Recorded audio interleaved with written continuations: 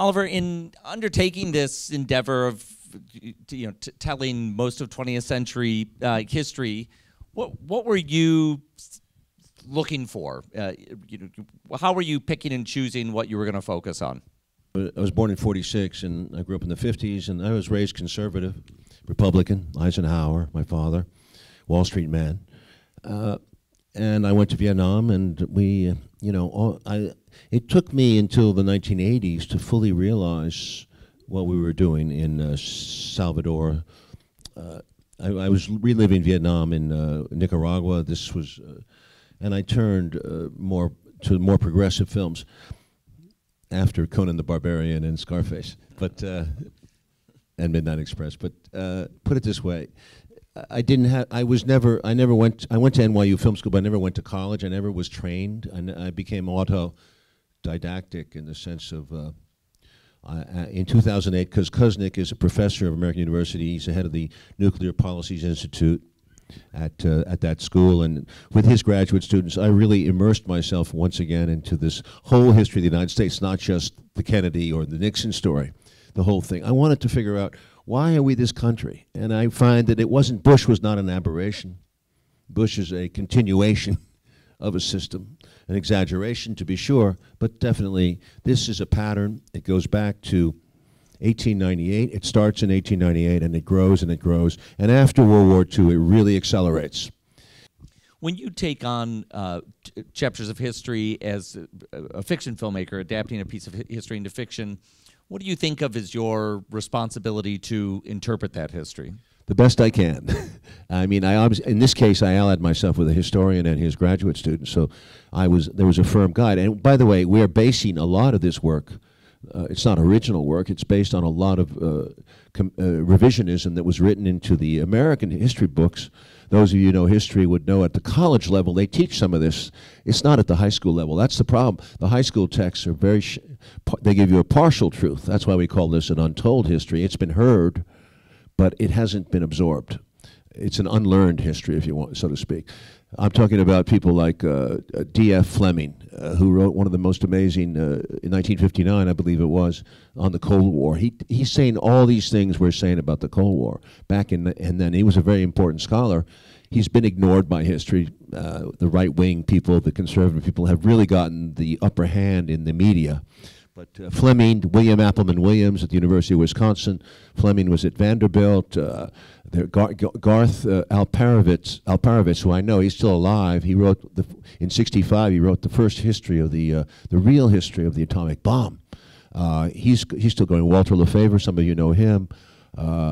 Lloyd Gardner, who's still alive, wrote to Empire. Some great historians who've done this work. More recently, it'd be Loeffler in the 1990s, Melvin Loeffler, writing about the Cold War. Carolyn Eisenstadt about Germany. So you immerse yourself, but these people are at the academics. They're limited to that academic circuit, and unfortunately, their ideas are not in the mainstream, and that's the big shame here. Because my passion is to get this discussion, this truth out there, so at least the kids can have a different way of thinking about American history. It's all about exceptionalism, how good we are, how great we are, and how we've basically pushed an American agenda, and we bought into that. It's all over our media now.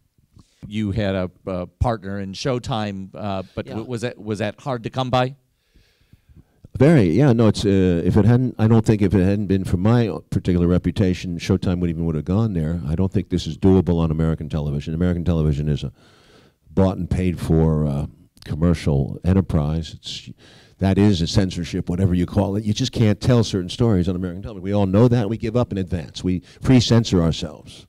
All documentary filmmakers tell me their tales of woe.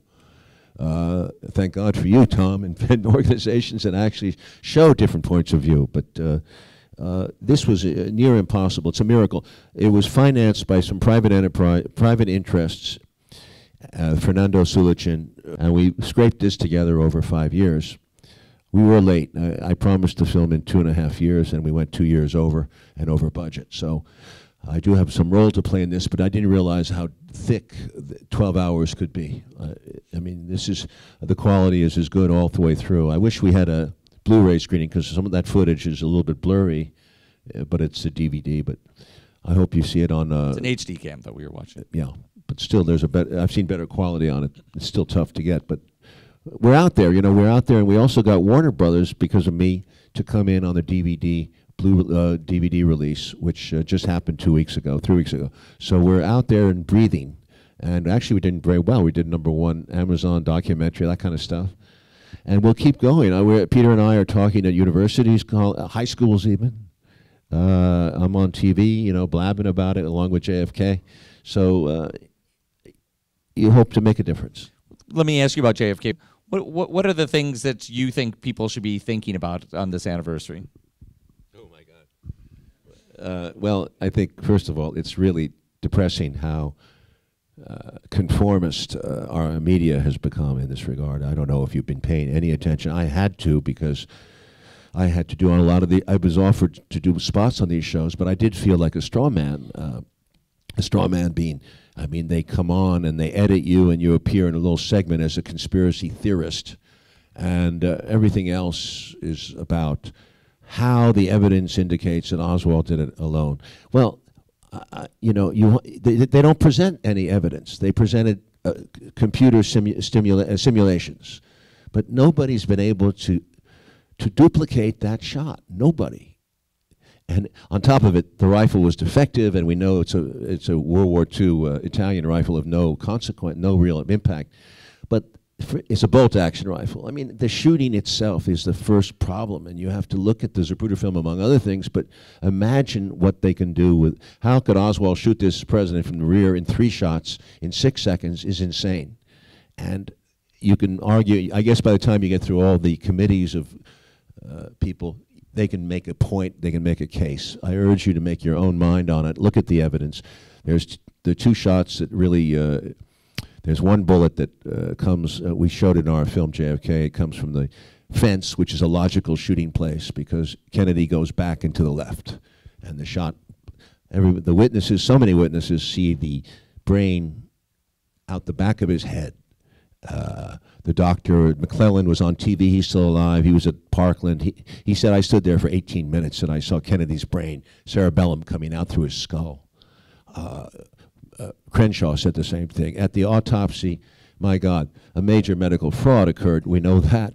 But people were there at the autopsy who talked about this head wound that has disappeared, the back of the head wound.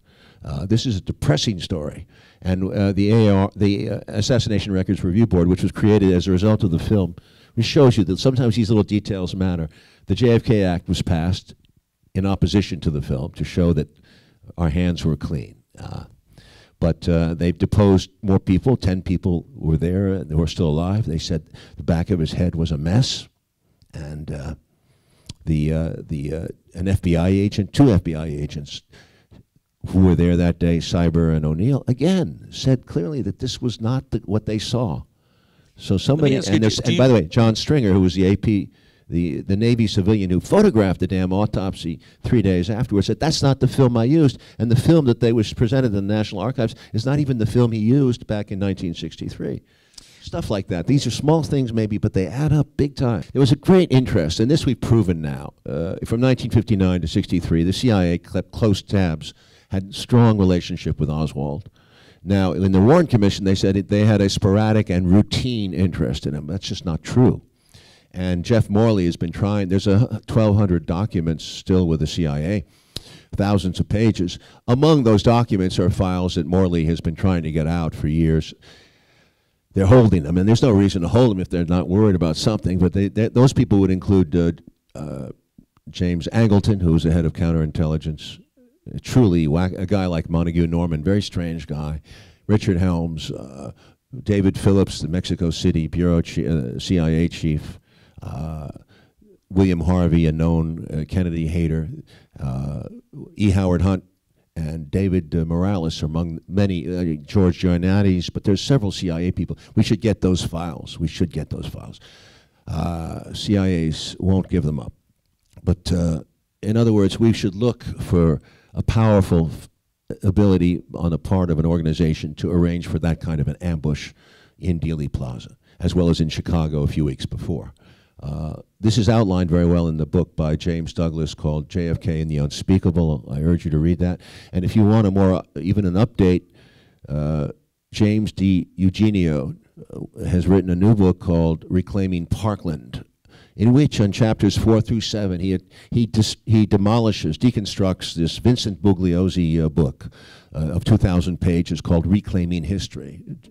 Please read that. Those 3 chapters really does a number on Bugliosi, who got away with it because he put out a 2,000-page book, and of course all these shows and stuff, they will go there and say he's the ultimate authority. Well, he's not the ultimate authority. He's a prosecutor, and he dismisses so much of the evidence in his arrogance that I think that you have to read the counter-argument. We don't get the counter-argument on television. I go on the shows, I say what I have to say in 3 minutes, 4 minutes, but no one in the establishment culture actually reads, reviews, or talks about these books. And there's been 20 or 30 good books written about what happened that day, but they're ignored.